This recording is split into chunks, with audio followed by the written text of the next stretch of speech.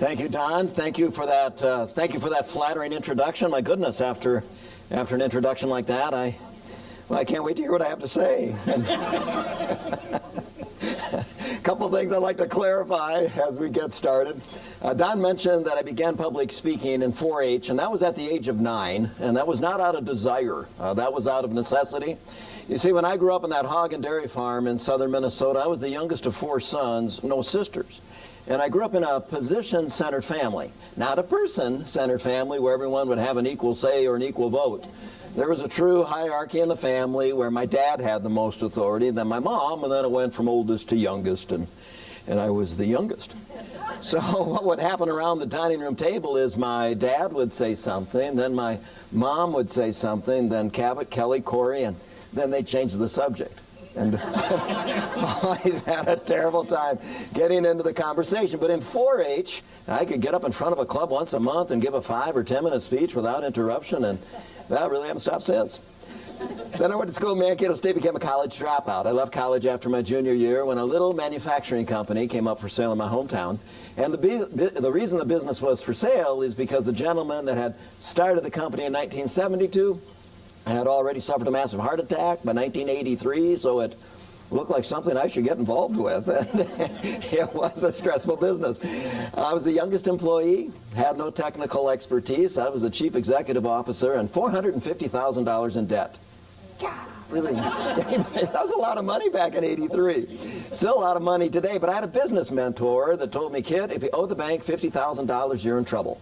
If you owe the bank $500,000, they're in trouble. So, yeah, be careful when you pick your mentors. But I was optimistic. So things turned out just fine. The business grew to 3 companies in 3 states. Left those companies back in 1989 to do this, to provide speeches, seminars, and workshops. All the years we were growing those companies, we'd run to Mankato or Sioux Falls or Spencer, Iowa, anywhere Career Track or Dale Carnegie or Skill Path were offering seminars. And we found that we could go there for a few hours and learn some information we could apply for a few years. And that's the type of information I want to share with you today, information that will work if you put it to work, information, frankly, that's backed up from here to next week with research. You can trust the information I'm going to share with you today. It's not something that came to me in a dream in the middle of the night. But I just want to forewarn you, I'm going to make a lot of suggestions over the next half hour or 40 minutes or so, but I'm not necessarily going to give you advice. I tend not to run around giving people advice, and the main reason I'm not going to give you advice is, well, frankly, Socrates was a man that went around giving people good advice, and I understand they poisoned him. Yeah, so I was going to have lunch with you today, so I didn't want to take that risk. But this information will work if you put them to work. Now, I have a handout for you that's yours to keep and use long after I'm gone. Sue, thank you for handing those out. And the reason I provide the handout is because even if you were awfully interested in what I had to say or how I presented the information, listening retention is only about 25%, which means we should really cover this presentation 4 times, so we wouldn't finish up until about 3:30 this afternoon. But with a handout, listener retention jumps as high as 40 to 60%.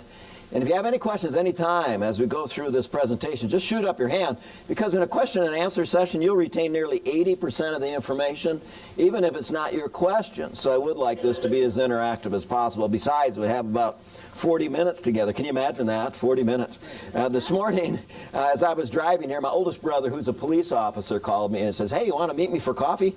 Now, he doesn't like that stereotype of police officers having coffee and donuts, but whenever he calls me, it's for coffee, and usually a donut's involved. And I said, no, I'm on my way across town. I have a presentation over lunch. And he says, how long is that going to last? And I said, about 45 minutes. And his response was, who can listen to you for 45 minutes?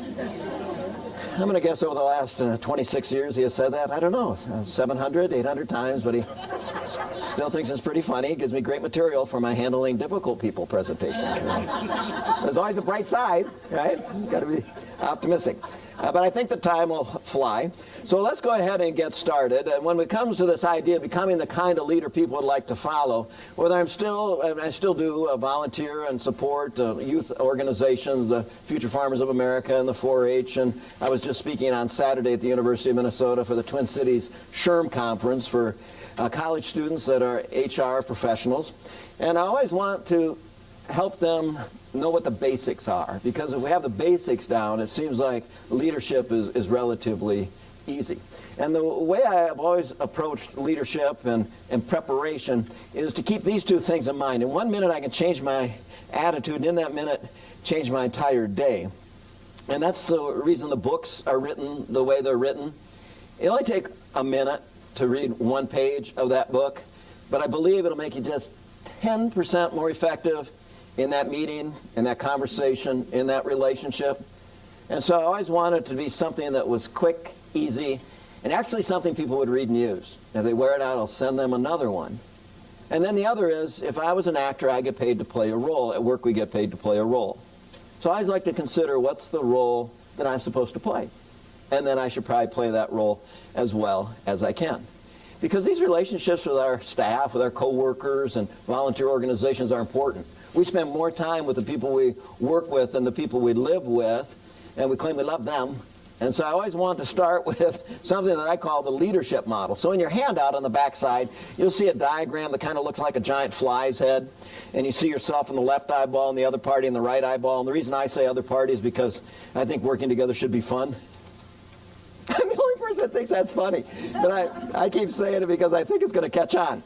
Anyhow, you have all sorts of ideas, rules, regulations, policy, procedures. You pack all those ideas into messages, and you send that message by arrow over to the other party. People think about what it is that you said. Sometimes they agree. Sometimes they disagree. Sometimes they don't understand. But they always provide us something magical in leadership called feedback. So the good news in leadership is there's no such thing as failure. Just feedback. Just feedback. I mean, if you can take your ego out of it, I think leadership is relatively easy. If we could just take our ego out of it. Okay, after being an entrepreneur for 34 years, I know people think I'm kind of chubby, kind of portly. No, this is really a thick skin. It's really a thick skin. Okay? So I think if we just develop a little bit of a thick skin, I think it makes it a little bit easier to lead people. But I really want you to keep in mind that message you send is sent by arrow.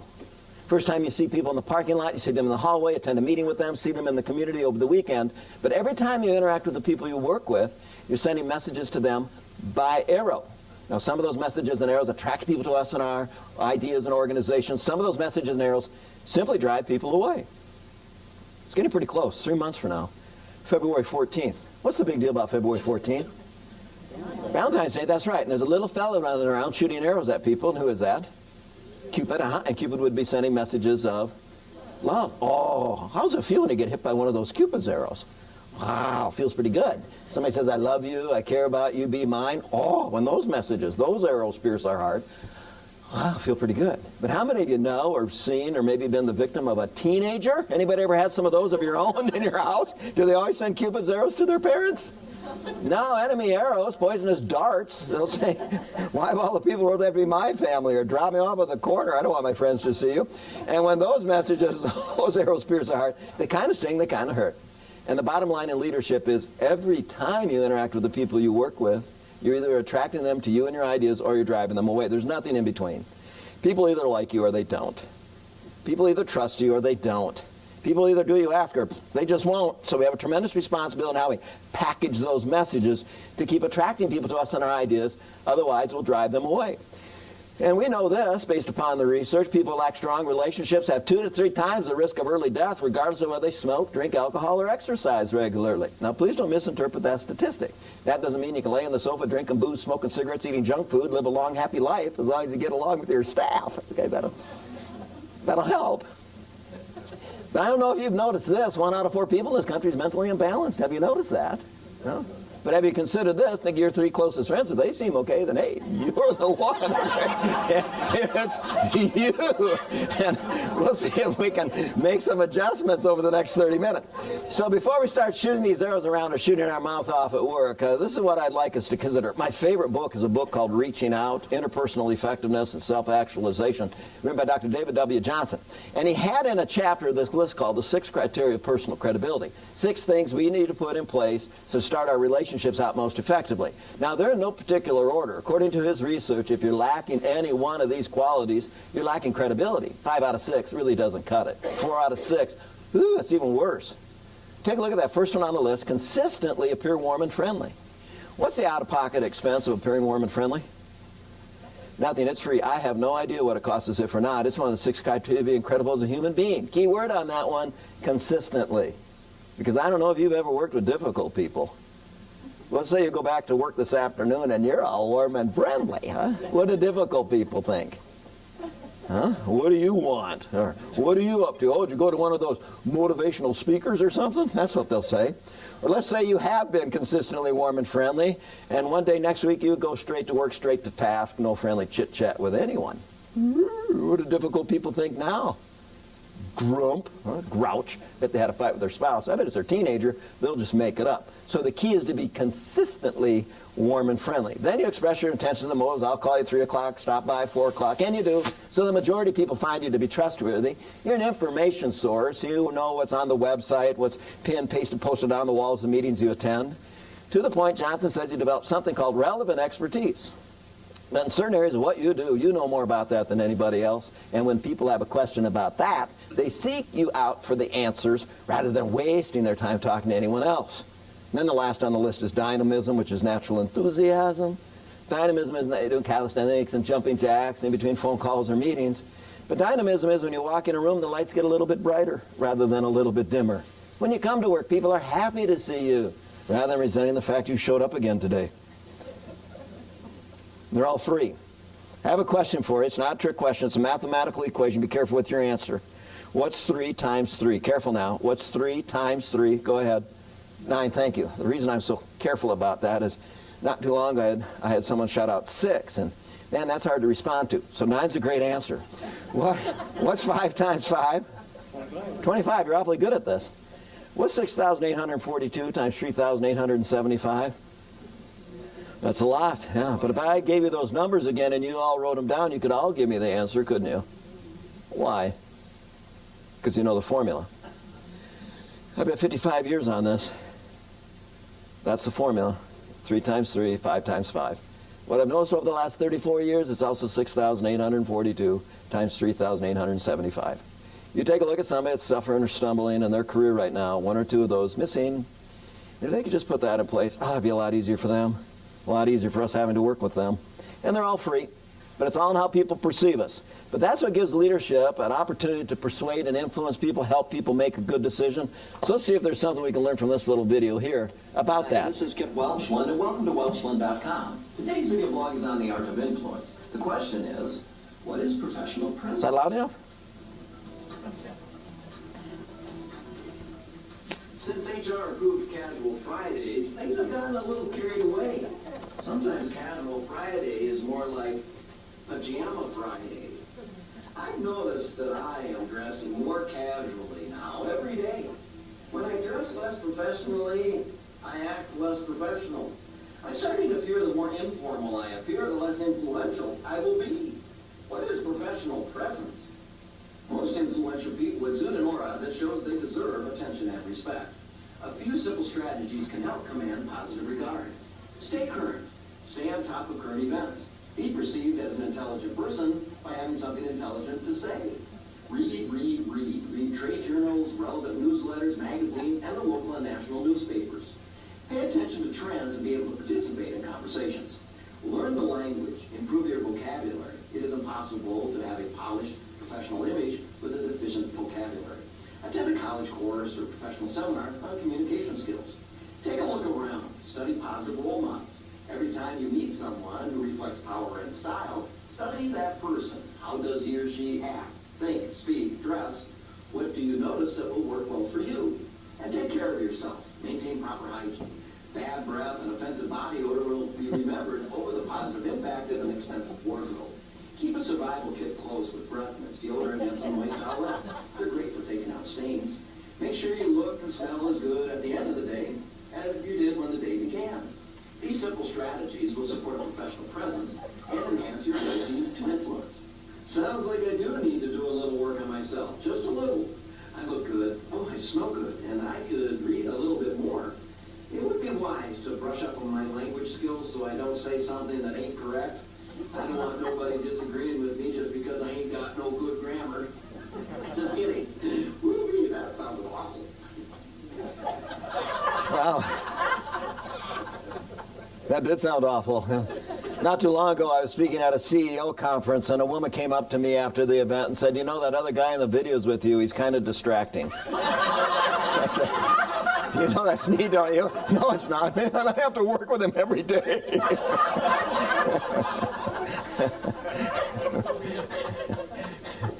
I'll tell you what, that perception thing's pretty powerful, and they claim that there's 6 perceptions that go on between each and every one of us: who I think I am, who I believe you think I am, then really who you think I am, then from your side of the relationship, who you think I am, who you believe I think you are, and really who I think you are. So there's about 70 of us in the room. That's 420 perceptions going on all at the same time, trying to figure out, you buying into this, going to make that adjustment. A lot of smoke and mirrors when it comes to perception, but that's what gives us a chance to create a culture, a climate where we work, or recreate it just in how we interact with each other. So when it comes to perception, it's powerful. Now, according to a book called Secrets of Successful Speakers, claims half the impact on how you perceive me for the entire 45 minutes we spend together, half the impact on how you perceive me occurred in the first 5 minutes, like quick drying cement. So, how'd you perceive me in the first 5 minutes? Jacking unbuttoned, hand in my pocket, saying a few silly things to Don, but Socrates had poisoned him. I love saying that. But anyway, how'd you perceive me in the first 5 minutes? Executive presence, thank you. Optimistic. Confident. Wow, we'll keep going with these. Let's say instead I started with my jacket button, then I said, "Good afternoon, my name is Kit Welchland. Today I'll be sharing with you some strategies and techniques that will work if you put them to work." Now, how do you perceive me? Stiff, boring, opinionated. Well, opinions, I'll tell you mine. I love saying that. It's kind of naughty, but I love saying that.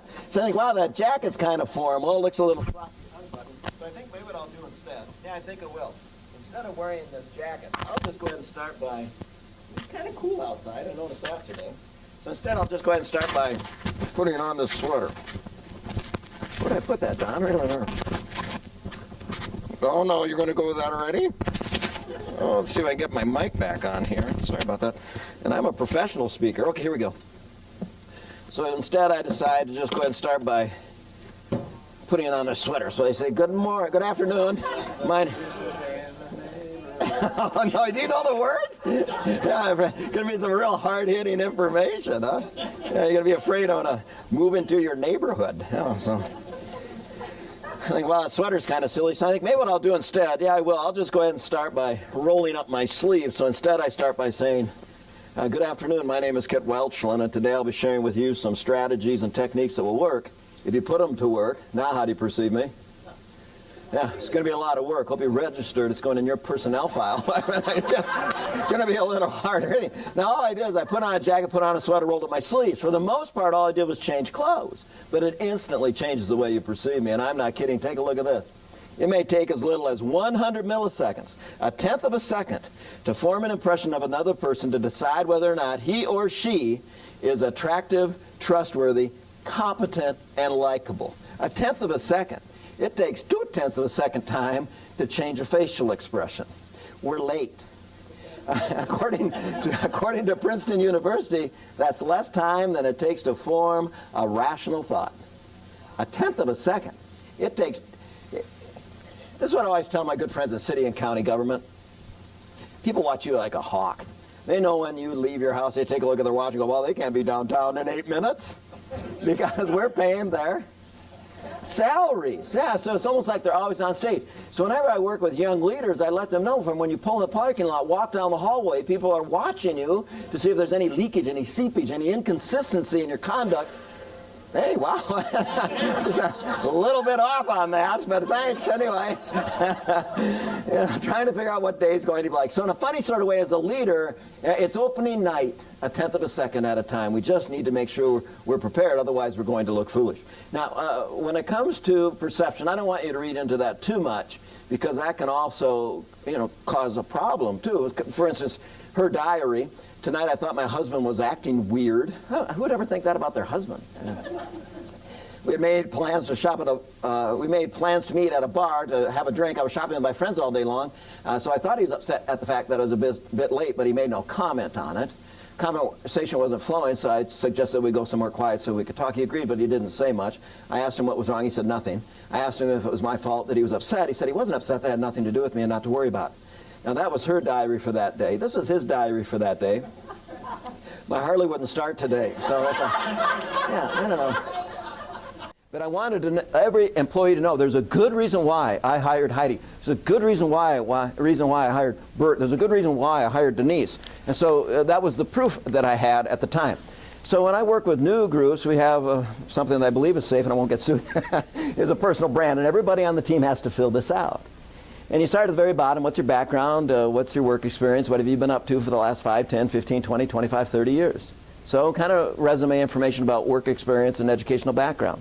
Now, because you know that, understand that, can do that, can take a test and prove it, how does our department benefit? How does our organization benefit? What's the functional benefit of that? So I know what I can expect when you come to the meetings. And then what our customers say after they hang up the phone with you, or they respond to an email from you, or if I was standing outside and someone leaves and I say, who are you talking to? I was talking to Terry. I met Terry. What's it like to work with him? Do you know 8 out of 10 times what your customer is going to say, or your internal customer, your coworker would say if I asked them, what's it like to work with you? And then what are your principles and values, your trustworthiness, honesty, that you don't bend the rules, you know what the line is that you won't cross, and then the top is what's your personality like? Day after day, week after week, month after month, year after year. And have we thought about that since we took the job? Remember how excited you were when you got the job, called your family, called your friends, I got the job, I got the job. Now there's some changes and people are fearful and resentful. You're excited about the job before you even knew what you're going to do.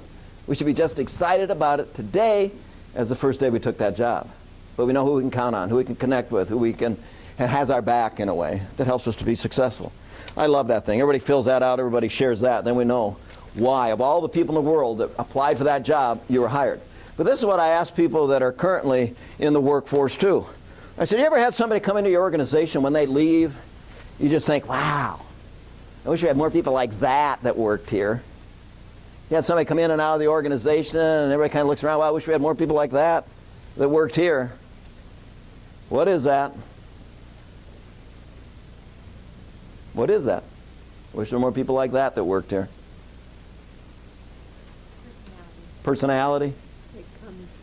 They contribute freely. Commitment. So I always tell young emerging leaders, whenever you ask that question, wow, or think of that, wish we had more people like that worked here, you better go ahead and get busy and become that, because you just identified that's valuable and that's scarce. And you'll be the only person in the organization that possesses those traits.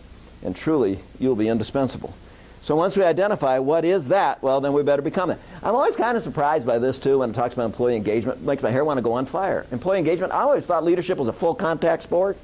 And so I was just on a phone conference call for an hour with a client I'm going to be working with at the end of the month. And they're talking about the millennials and how needy they are and how much time they have to invest in supervising and managing them, because when they were in that position, they were very autonomous and very self-reliant and very independent, and it just seems like got to hold their hand all the time. And so later on in the conversation, well, how many people are you supervising? 4 or 5? 4 or 5. When I was in manufacturing, we had 41 employees. I made it a point every day to connect with each and every one of them. Not just some days, every day. And they were having a problem connecting with 4 or 5. I think we're going to have quite a conversation at the end of the month. And you know what? They probably won't hire me again. And you know what? That's just fine. I have plenty of work. Okay? So let's take a look at, when it comes to employee engagement, what can leaders do? Hi, this is Kip Welchland, and welcome to Welchland.com. Today's video blog is on employee engagement. The question is, what can leaders do to improve it? Is that too loud, or is that okay? Okay. Kip, if I'm an engaged employee, I might wind up in a leadership position someday. From the back office to the front office. From sneaking in the back door to striding through the front door. Oh my God. That would be a great success story. As a leader, I would suspect or expect or subject myself to a new role when it comes to creating, maintaining, and maybe even promoting employee engagement. Now, what can leaders do to improve it? Leaders can have a dramatic impact on employee engagement. There are a number of things leaders can do. Leaders need to consider and sincerely communicate the value of the activities and tasks coworkers provide. The perception of the importance of the job has a significant impact on loyalty, customer service, and engagement. Leaders need to be be clear and concise when describing job expectations. Leaders need to make sure the expectations are clear and the necessary materials and equipment are provided to guarantee success.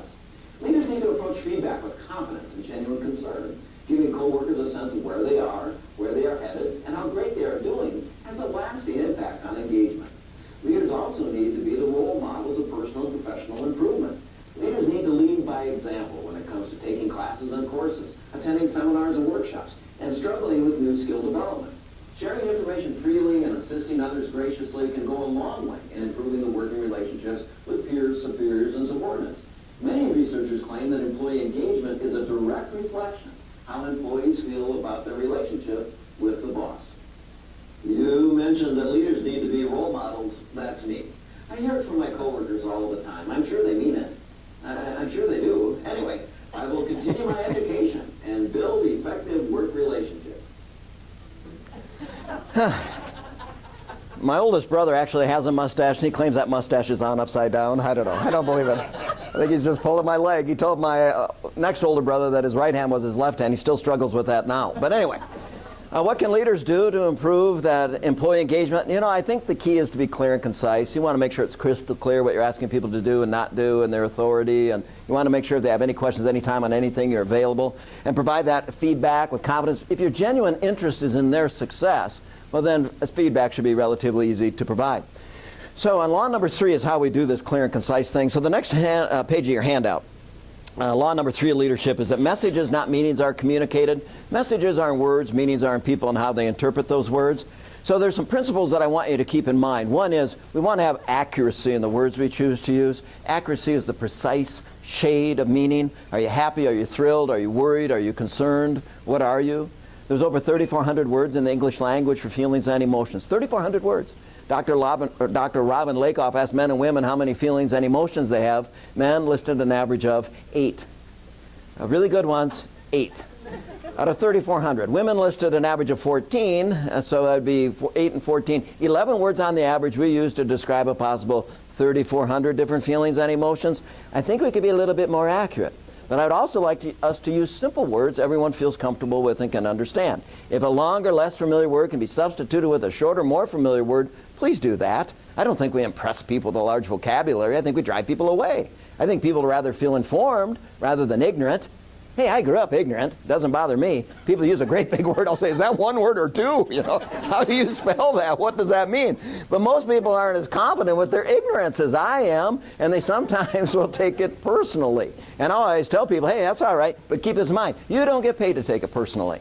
So if you want to be a leader, we have to figure out a better way to respond rather than react. So we want to use simple words everyone feels comfortable with and can understand. And even if we practice these 2 principles, there can still be some misunderstandings. Take a look at this story. While attending a marriage seminar in communication, Keith and his wife Carolyn listened to the instructor declare it's essential that husbands and wives know things that are important to each other. He addressed the men. Can you describe your wife's favorite flower? Keith leaned over, touched Carolyn's arm gently, and whispered, Pillsbury all-purpose, isn't it, honey? Yeah, I don't think that ended very well. So sometimes you might want the transcript. And so accuracy and simplicity, but we also want to provide coherence. The first thing we're going to do, the second thing we're going to do, the third thing we're going to do, this will take a week, this will take a month, this will take a year, so people have a preview of coming attractions, and it seems pretty well thought out. So we want to provide coherence. And language intensity. Almost anything we talk about, there's 3 different levels of language intensity we could use. Neutral language intensity, which is somewhat professional, or highly negative language intensity, or highly positive language intensity. And our job is to make sure we neutralize that language so it's appropriate to the relationship and appropriate to the situation. Yes, Steve? I just recently retired from the Hannah County jail. Ah, And congratulations. I can, How long were you in for? I was there for 10 years. Whew. I can assure you. That'd be a felony, wouldn't it? The messages coming down from our leadership do not contain any of that. Yeah, well, I agree. Well, thank you. I agree. You know, the first time I worked with a giant company on the other side of town to write some seminars for them, I sat down with a group of engineers, and they thought they were simplifying the language by acronyms and acrostics. And they said, Kit, we'd like you to write some curriculum for us. And I said, well, I could write a speech or seminar for you. Yeah, that's what we want. I said, what's it concerning? CEE for our HPMOs, otherwise it's going to show up in our EC and DP. Sounds important. It is. I had no idea what they were talking about. Yeah, but I would agree. We're not quite as clear and concise as we could be, and no wonder people run off and do things that aren't quite as successful as we hope they would be. And sometimes it's just that it was bad direction or poorly crafted language. And so we want to make sure we keep those things in mind. And then we want, this is what I call the SEER method of explanation. Make a statement, explain it, give an example, and restate it. So let's just back the truck up about 5 minutes ago. When I got to this slide, I said the words we choose to use need to be accurate. That was my statement. Accuracy is a precise shade of meaning was my explanation. Then my examples were, are you happy, are you thrilled, are you worried, are you concerned, what are you? Dr. Robin Lakoff did a study, asked men and women how many feelings and emotions they have. Men listed an average of 8. Do you want to talk about accuracy and word choice any longer? Look how magical this is. Make a statement, explain it, give an example, restate it. What's listener retention? 25%. In that same study by Dr. Ronald Adler, he discovered listening interpretation is also about 25%. So if you make a statement, you have a unique explanation, have unique examples and restate it, you not only lock down retention, you lock down interpretation. People walk out of that meeting doing exactly what it is you've asked them to do. Then it makes it pretty easy to appreciate their contribution. Great. Thanks, Steve. Thanks for sharing. And then if you're trying to get people to change, you've got to sell these 4 Ps. The purpose, that's a good reason why. Status quo isn't cutting it, and the numbers are proving that. Then you have to point out what it's going to look like. People have to kind of see it before they believe it. Might have to do a role play, might have to go somewhere where they're currently doing it so people can observe it. They've got to believe it's possible. Then the plan, how long is this going to take, and what are the steps, and then what part are they going to play? You sell those 4 Ps, people will follow you through fire, or at least shallow water. Maybe all you need that day. Law number 4, one cannot not communicate, which is all the nonverbal stuff. No matter what you say and don't say, people apply a meaning to it. And of course, it's what you say and how you say it. You know that. Take a look at this story here. A man and woman who had never met before find themselves assigned to the same sleeping room on a transcontinental train. Well, that's kind of mysterious. Though initially embarrassed and uneasy sharing a room, the two are tired and fall asleep quickly. He in the upper bunk and she in the lower bunk. At about 1 a.m., the man leans over, gently wakes the woman, saying, "Ma'am, I'm sorry to bother you, but would you be willing to reach into the closet to get me a second blanket? I'm awfully cold." "I have a better idea," she replies. "Just for tonight, let's pretend we're married." "Wow, that's a great idea," he exclaims. "Good," she replies. "Get your own damn blanket." So,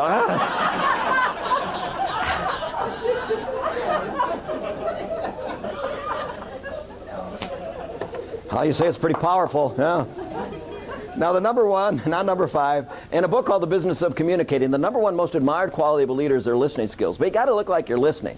So you'll see going down your page, STABLE, stable nonverbal communication. S stands for squarely face the other person. Now it's not square off with them, but turn your upper body toward them. What does that tell people when you squarely face them? You're giving them your what? Full attention, undivided attention. When you used to claim you could always trust a square shooter, so it implies trustworthiness. Tip your head when you're following along. Nod your head only when you do agree. Now, I could have said nod your head when you agree, but then that would spell snable. And it's hard to remember. It's not a word. A stands for attentive facial expressions. People say things you agree with, you should smile. People say things you don't understand, you should look bewildered. If they say something you disagree with, you might want to squint. You don't necessarily want to frown and give them a stink eye, but you do want to let them know that's probably not going to happen. Then you want to remove the barriers between you and the other person. Maybe this is something we should talk about over lunch. Maybe this is something we should never talk about over lunch, but consider the barriers, remove them, lean forward slightly, show your enthusiasm as a listener, and then, of course, make eye contact. But you see behind the words eye contact, the word normal. It's not a staring contest. You can blink. Only extraterrestrials don't blink. So are you a good listener? Well, that's a great question, because what you're listening for is law number 5. There's always 2 elements to leadership, the content and the relationship. Now, the content is the issue, the relationship is the individual. Content is the problem, the relationship is the person. Our job as leaders is to tailor the content to fit the relationship. Help people make a good decision, feel good about the decision we've asked them to make. Now, the good news is, if we're paying attention, people give us plenty of clues and cues about what's important to them. If achievement and display was important to me, important to Kit, what kind of automobile would I drive if achievement and display was important to me? A Lexus, Mercedes, Jag, Beamer. Yeah. How could you tell when you walked into my office? What would you see on the walls? Every what? Plaque, award, certificate, diploma, ribbons, a shrine to me, right? Acquisition and saving, don't want to spend much money, don't want to lose much money. What kind of used car would I drive? Maybe an old what? Chevrolet, maybe an 85 Chrysler LeBaron, four-door sedan, boxy but dependable. But there's still some K cars out there, right? How would my office be furnished? Barely and cheap. Hey, take a look at this desk, $10 at the school auction. She's all steel, right? Adventure and change. Probably wouldn't even drive a car in the summer, ride a motorcycle or bicycle in the winter, something four-wheel drive. And if adventure and change was important to me, what would you see on my walls in my office? You'd probably see some what? Dead animals, yeah. Sad deer, when I was in natural habitat, killed that deer, drug it in here, stuck it up there. See that fish? Took me 45 minutes to suffocate that fish. I killed that too. Or pictures of me with dead animals. We've seen that. Companionship and affiliation. If I'm going to go somewhere, I'm going to take everybody with me. What would I drive?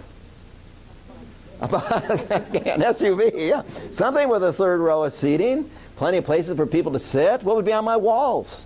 Lots of pictures of people. If I want to look like a family person, pictures with my family. If I want to look like I'm a real team player, pictures with my coworkers. So we want to make sure we observe that, tailor the content, fit the relationship. Help people make a good decision, feel good about the decision we've asked them to make. That's the least we can do for people. Now, there's usually 4 reasons why people come to work. To get something done. If we're going to do it, we'll do it well. And it'd be nice to get along because we spend so much time together. This is value added. Otherwise, I could have just mailed you that handout. So,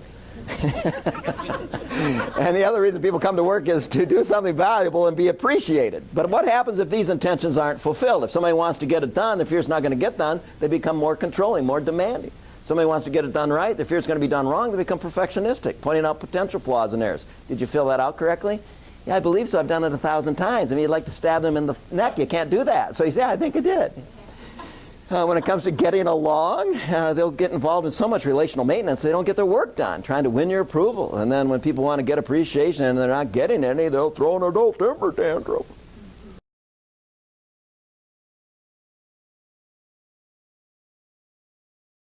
For a few days, are you all right? At least they're going to get some attention if they didn't get appreciation and they turn into people we can't stand. So I always believe in the magic pixie dust as a leader, what I would call preventative medicine. I want to make sure in every phone call before we hang up, every email before we hit send, every conversation before we leave, we hit these 4 bases. We'll get this done. We'll get it done right. It's been a lot of fun talking with you, and I really appreciate your effort and interest. Now, how long does it take to say those 4 things? I've timed it 6 seconds. 6 seconds. You have 50 phone calls in a day. It'll take 6. What does that be? 50 phone calls would be 300 minutes. That'd be 300 seconds. That'd be 5 minutes out of your day to sprinkle the magic pixie dust. We're going to get this done. We're going to get it done right. We got along, and I appreciate you. Otherwise, you'll spend the other 9 hours and 55 minutes of the day dealing with people that are controlling, perfectionistic, approval-seeking, and attention-getting. This is kind of fun. This is kind of miserable. This is kind of energizing. This is exhausting. This is just a suggestion. How's that? Okay. Now, I believe if you practice those 5 laws of leadership, you will have all sorts of employee engagement, and leadership will be a snap for you. And don't forget, in 1 minute I can change my attitude. In that minute, change my entire day. I designed my handout, so it'd only take 1 minute to read 1 page of my handout. So Don, we should have had this done like 40 minutes ago. But in that little bitty book that you have there, now I've written in your books, you know, communicate with confidence in that very first page. But if you really don't want that book, but you know somebody else that could use that book, I did not put your name in there yet. So I'll be hanging out in the back. And if you're going to give that book to somebody else, I will write their name in it. Or if you want to take that book and read it, I'll write your name in there too. But those are books that I think if you're going through change, and who isn't, there's some pages there. It'll only take a few minutes to read, and you'll be better at leading change. If you're dealing with difficult people, it'll only take a few minutes, and by golly, in this conversation went pretty well, and that's how I want you to continuously improve in your communication and leadership. Just take a minute a day. And if I was an actor, I'd get paid to play a role. At work, we get paid to play a role. Let's say I didn't make my living giving speeches and seminars, but let's say I made my living as an actor, and this was a Shakespearean play, and I don't want to do it today. I don't want to put on the booties. I don't want to put on the tights. I don't want to put on a frilly shirt. I don't want to bound across stage. You have $20 tied up in your ticket, and I'm on stage doing this. To be or not to be, that's the question. Where art thou? Would you feel like you got your money's worth? No, you demand your money back. If I was an actor, I'd get paid to play a role at work. We get paid to play a role. Play it masterfully. Now, if you have any questions anytime on that handout or those books, there's a half a dozen different ways you can contact me. Call me. I've got a baby boomer in me. I'll answer the phone. I'll even call you back.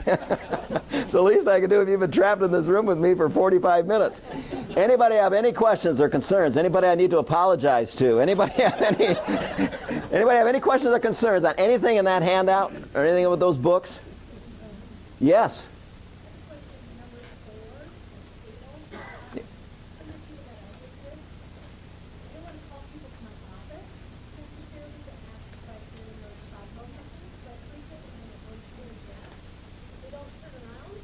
Oh.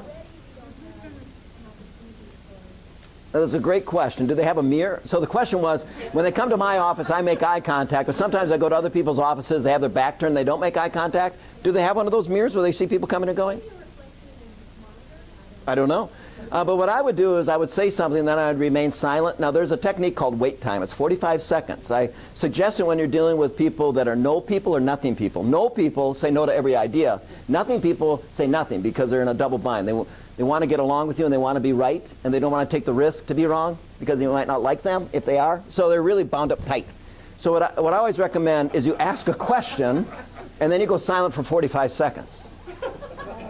And after 45 seconds, they'll wonder, is she still in my office? And they'll turn around and you're still there, or wonder why you're not there. So it's a long time though, and you really have to count it out. I used to give seminars on time management where I'd ask this question, close your eyes and put up your hand for a minute. And it could vary from about 25 seconds to nearly 3 minutes. So people's concept of time is quite a bit different. So about 45 seconds is ideal. So just practice that, just dead silence. And then they'll turn around. And then when they turn around again, finish your sentence when they go silent. And you got to retrain them. But good news is this. In a book called Communicating Today, it only takes 27 consecutive repetitions of a new behavior to form a new communication pattern. So this is what I always tell people. You know what you're suggesting I do? I only see this person once a week. It'll take me, it'll take me 6 weeks. I only see them once a week. It'll take me half a year. I only see them. And I say, you're right. It would take you that long. But if it was me, I'd figure out a way to bump into them every hour on the hour and have it done by Thursday noon. If you're in something, get in it. Otherwise, get out. But practice that. Yeah, it really catches their attention because they don't expect that. You had a question, Mary Jo? Well, I think we might all think of people that we want to give this book to. Yes. How do you get them to read it? That's yeah, that's why well, I'm sure, Sue, there's a number of books that never get read. It's a pretty high percentage, isn't it? No. Oh, well. It's worth reading. Yeah, well, my book is worth reading. Thank you, Sue. Yes, and that's not just because I paid her to be the editor either. But yeah, that's why I created the book the way I did, because people go, what in the world is this? And then when they start reading it, I've had people say, I started reading your book and I couldn't put it down. Not only takes like 45 minutes to read that book, but when they start reading it, they kind of think, well, what's that goofy guy going to say next? And then the conversation, they feel like they're part of the conversation. Now those video blogs I create in advance for my clients that are having trouble. And I use Goofy Guy to sensitive, how do you say sensitively? I don't know, what was I going to say? I can approach very sensitive issues through that character, and people don't feel like they've been singled out, even though they've been singled out. So they see themselves, almost everybody does, in that other guy's behavior. So when people read, once they open the book, trying to figure out what in the world's going on in this book, then they seem to continue to read it. So just hand it to them. And you might say, I don't know, I didn't really enjoy this book until I got to page 21. And they'll be like, page 21, and then they'll go there. Because everybody loves reading the juicy parts of books. So that'll be a good technique. If you have any more questions or any more concerns, I'll be in the back of the room. I'll be signing those books for you if you want your name in it or somebody else's name in it. I'll turn the program back over to Don. Great working with all of you. Thank you, Don, for inviting me. Oh, thanks.